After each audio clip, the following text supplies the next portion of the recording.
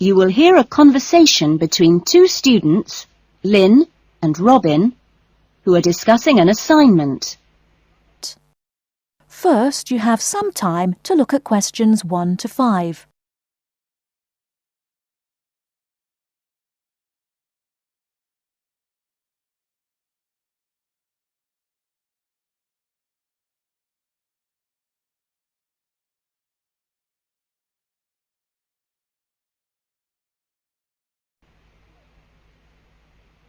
That essay we have to write, the one on how children learn through the media, how are you planning to write it? Well, I've given it some thought, and I think that the best way to approach it is to divide the essay into 2 parts. First of all, we'd have to look at some examples of each type of media. Yes, what they are. Then we could describe how we can use each medium so that children can learn something from each one. Exactly. Maybe we could draw up a table and look at examples of each medium in turn. Let's see. The different forms of media would be the print media. Here you'd have things like books and newspapers, that sort of thing. And included in these are the pictorial forms of print media, like maps. Yes, maps are really just formal pictures, aren't they? And then there are what we call the audio forms of media, where children can listen. CDs and radios are probably the best examples because a lot of children have access to these, especially radios. And this would lead into the audio-visual media, which can be seen as well as heard. Film, television, and we mustn't forget videos. Yes, but there's a final category as well. Computers that make up the so-called electronic media. In the United Kingdom and Australia, they say that 1 in 3 families has a computer now. Yes, I believe it. Well, that's a good list to start with. Before you hear the rest of the conversation, you have some time to look at questions 6 to 10.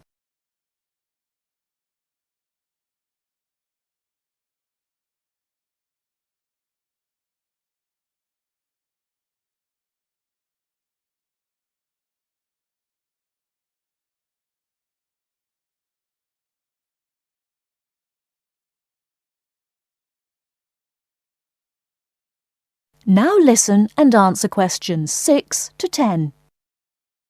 We're really getting somewhere with this essay now. So let's move on to when each type of medium could be used. I guess we could start by trying to identify the best situation for each type of media. What do you mean? I'm talking about whether each medium should be used with different size groups. For example, we could look at pictures and ask whether they're more useful for an individual child, a few children together, or a full class. In this case, I'd say pictures are best with individual children because they give them an opportunity to let their imaginations run wild. Yes, I see. Let's take tapes next. Although tapes look ideal for individual children, I feel they're best suited to small group work.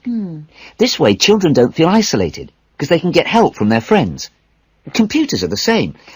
I think they're better with small numbers of children, and they're hardly ever useful with a whole class. Videos, however, are ideal for use with everyone present in the class, especially when children have individual activity sheets to help them focus their minds on what's in the video. And what about books? What would you recommend for them? Books are ideal for children to use by themselves. I know they're used with groups in schools, but I wouldn't recommend it. Other pictorial media like maps, though, are different. I'd always plan group work around those. Give the children a chance to interact and to share ideas. I agree. Teachers often just leave maps on the wall for children to look at when they have some free time. But kids really enjoy using them for problem solving. Yes. Different people have different ideas, I suppose. Yeah, and different teachers recommend different tools for different age groups. That is the end of part 1. You now have half a minute to check your answers.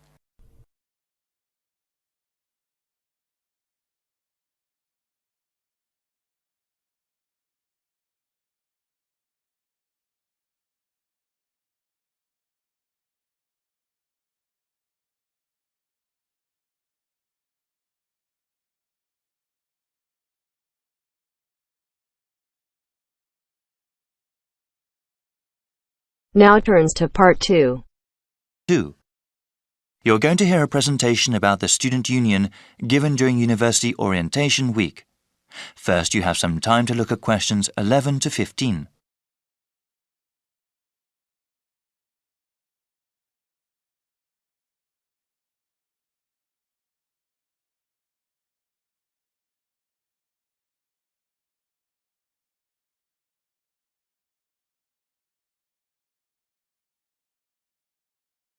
Now listen to the first part of the conversation and answer questions 11 to 15. So, the student union here is really the heart of campus life. There are many different services, and most of the student groups and organizations meet at this facility. As a student at the university, you have full access to all that we offer. I guess I will talk about the dining facilities first. We have 8 venues from which students can choose to have their meals. 2 of these are franchise outlets that offer normal fast food fare, such as fish and chips, hamburgers, and soda. One dining area has a do-it-yourself system. Specializing in food for the vegetarian and vegan members of the campus community, there is a wide selection of vegetables, fruits, and grains. At the end of the buffet are several cooking stations available for students to create their own meals.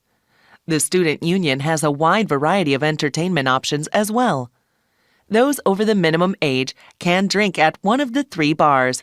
During the school year, they regularly offer live music, musical groups from both the local scene and occasionally even very famous people have performed there. All the bars serve domestic and imported beers, wine, and hard liquor. A cinema theater with 750 seats is available for screening films. The Movie Appreciation Group also screens many types of films, even foreign and classic movies. Also, the theater is where guest speakers hold lectures. These speakers are sometimes professors from other universities or other notable people. Before you hear the rest of the presentation, you have some time to look at questions 16 to 20.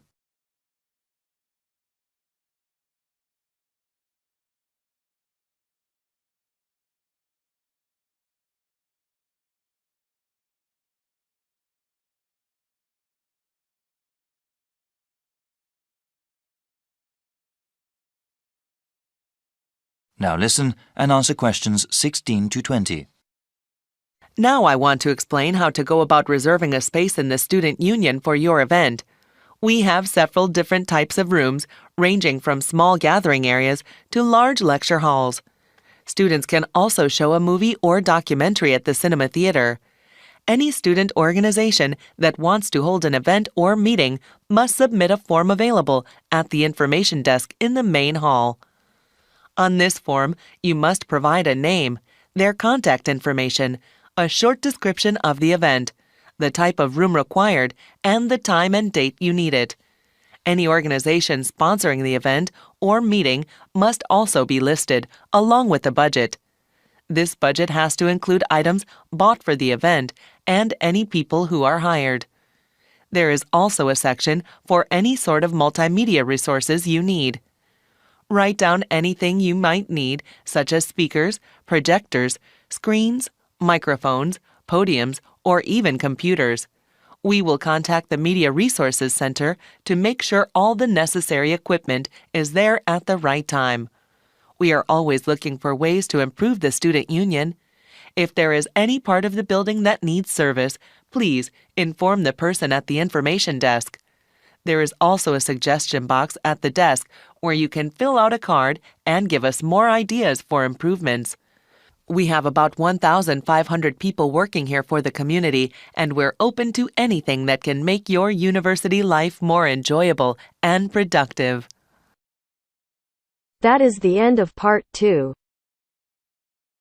You now have half a minute to check your answers.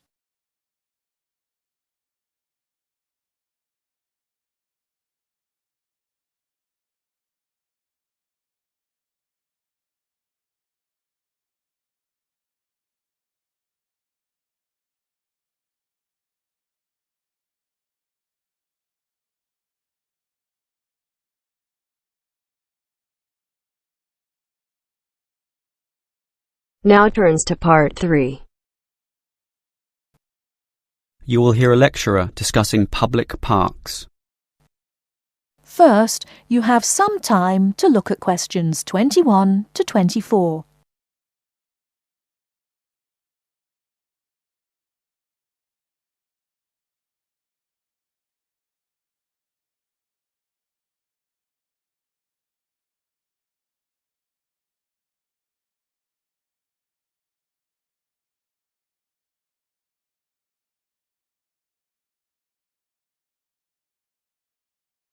Now, listen carefully and answer questions 21 to 24. Most of us are familiar with a local park. We spend time there, play there, and have some of our best memories in these places. But what is a park? Basically, it can be defined as a natural, or at least semi-natural, piece of land, planted with a variety of trees, bushes and flowers, protected and reserved for the enjoyment of all citizens.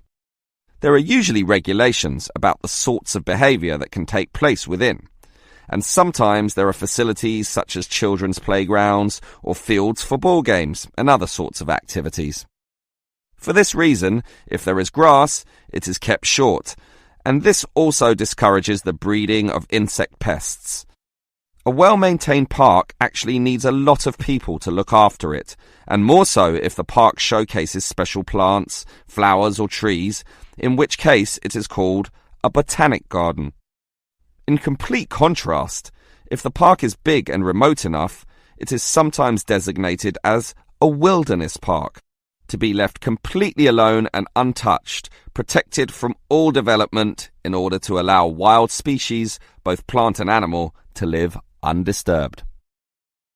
But it is the urban park, the sort of park that most people are familiar with, that I want to talk about now. These preserve natural landscapes for the pleasure of the urban population, most commonly just for passive recreation. In other words, allowing people just to observe the trees and lie in the grass, and such passive recreation is certainly needed. Before you hear the rest of the talk, you have some time to look at questions 25 to 30.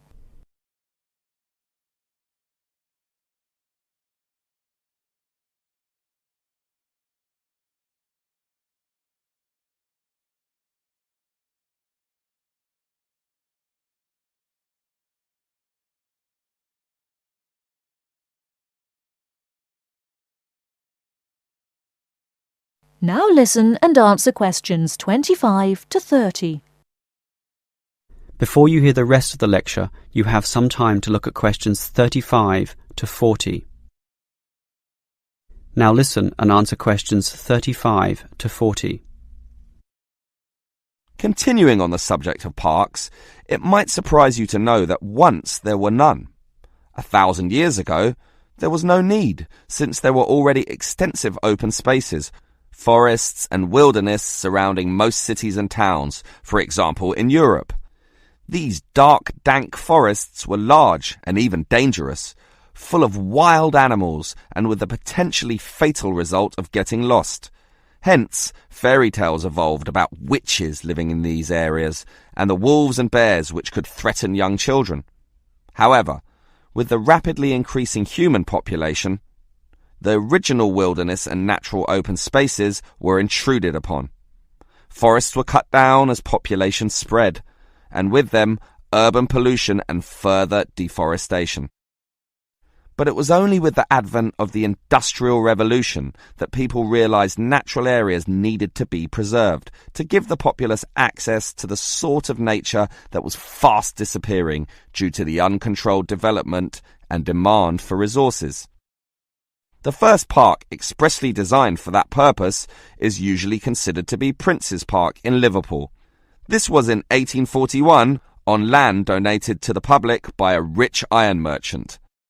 With such a generous donation, worth about £50,000, the council decided to invest £5,000 of its own money in making it look good. Consequently, they hired a landscape designer, Joseph Paxton, who designed twisting turning pathways among shade-giving trees, all based around a central lake. In many ways, it became the prototype for all later large parks, including the famous Central Park in New York. But if we were to pick the park that most people are familiar with, it would be the much smaller neighbourhood park. These can be tiny, but by being in the midst of extensive development and dense populations, they are increasingly seen as a refuge where one can get a glimpse of true nature. Many psychologists now maintain that this glimpse is necessary, for ultimately, as a species, we have an innate affinity for nature, and the concrete urban zoo clashes with our inner being. This, has seen a rejuvenation of many urban parks that were once left to decay, for example, in New York or London, and indeed some cities such as Melbourne are known all over the world for their abundance of carefully maintained parks, including a world-famous botanic garden. That is the end of part 3. You now have half a minute to check your answers.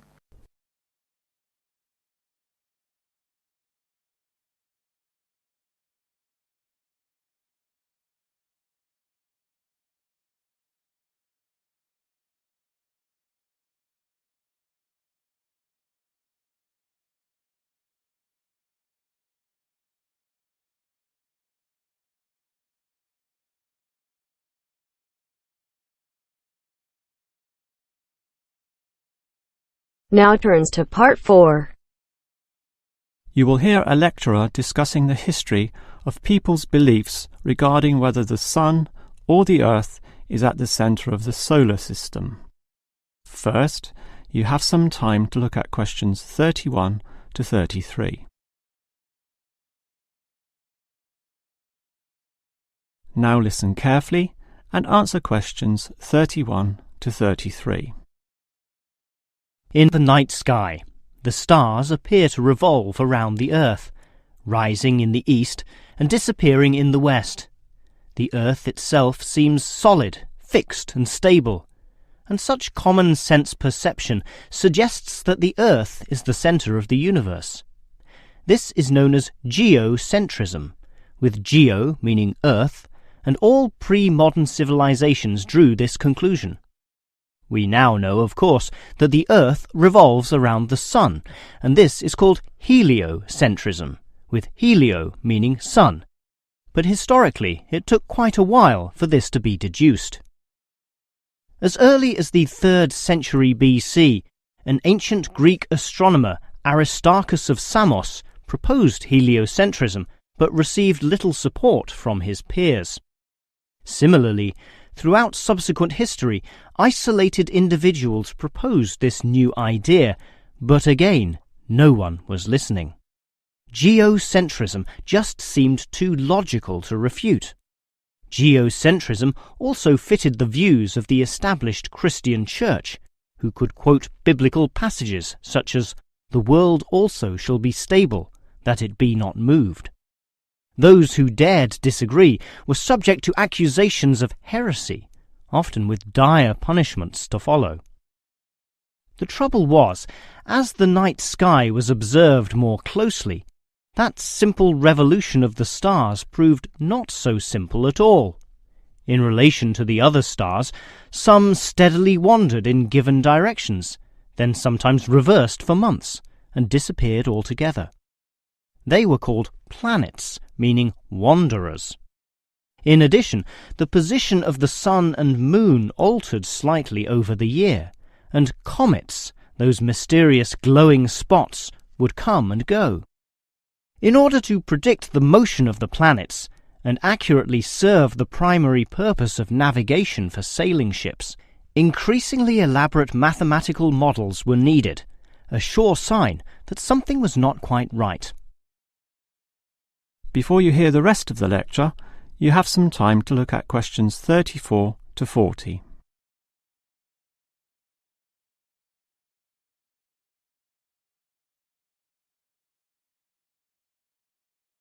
Now listen and answer questions 34 to 40. Heliocentrism, or the belief that the Sun is the centre of the solar system, still needed a mathematically sound description before it could be scientifically accepted. And it was a Polish astronomer, Nicholas Copernicus, who in 1543 first published this. This event is sometimes referred to as the Copernican Revolution. Copernicus himself certainly feared the consequences of his proof, knowing full well it might invoke the anger of the established church. Probably for this reason, he waited until the last year of his life, when he was sick and dying, to release his findings. In addition, the preface of the book, written by a respected member of the church, stated that the model was not necessarily correct. As a result of this, There was no revolution whatsoever. In fact, the book received scant attention in the subsequent decades, apart from a few irate clergymen who angrily dismissed the whole scheme as irrelevant. Yet the following generations of astronomers did not always fare so well. The Italian scientist Galileo got into trouble, as did a fellow Italian with the surname Bruno, Giordano Bruno, who was burnt at the stake. Yet ultimately nothing could slow the spread of heliocentrism across Europe. It formed the basis of Isaac Newton's great work on the motion of the planets, a work which implied that even the sun, around which the Earth circled, was itself in motion around a common centre of gravity. No discourse about heliocentrism could finish without mentioning that, somewhat unbelievably, there still exist those today who choose to believe that the Earth is the centre of the universe. Modern geocentrism is usually the result of literal interpretations of the Bible, which is the cornerstone of these people's beliefs. They, therefore, also believe in creationism, that is, that a God created everything, and while we may smile at this, it is sobering to consider that surveys have revealed that up to 10% of British people, 12% of Europeans, 20% of the USA, and 25% of the Middle East still hold the belief that the sun revolves around the Earth. One can only wonder what Copernicus would have thought of this. That is the end of part 4. You now have half a minute to check your answers.